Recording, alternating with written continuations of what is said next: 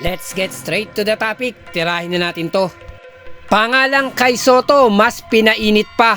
Nire-respeto at pinoproblema na ang Koshigaya Alpas, ganun din si kay Soto. After nga po sa malubak na umpisa ng Koshigaya Alpas sa B1 League ng Japan, na naging sunod-sunod nga ang kanilang talo, na para bang lumalabas na salimpusa lamang at easy win lang kapag Koshigaya Alpas ang kalaban.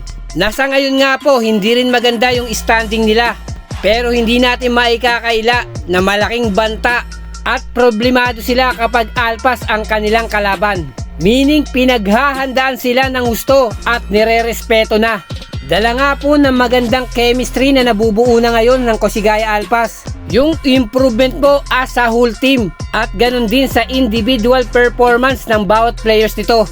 Na dito na nga po eksena yung pangalang kay Soto. Napatunay dito yung kanyang mga double performance at sa mga nagiging improvement niya every games.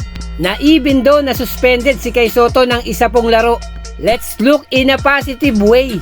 Mas pinainit pa nila yung pangalang kay Soto na isa po itong matinding mensahe na hindi nyo na basta-basta mabibigyan si kay Soto or minamaliit lamang.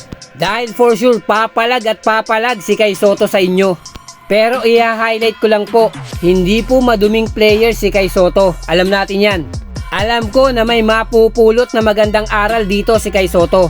Na ito ay isang matalinong basketball player. At sa mga nangyaring to, paniguradong mas mag-i-improve pa itong si kay Soto. Hindi lang po sa kanyang basketball skill, ganun din po sa kanyang attitude and behavior. And eventually, makakokontrol niya na yung kanyang emosyon. Pero pag didiinan ko po sa kanyang pagbabalik, 100% itotodo nito ang lahat-lahat at makikita natin yung isang halimaw na kay Soto.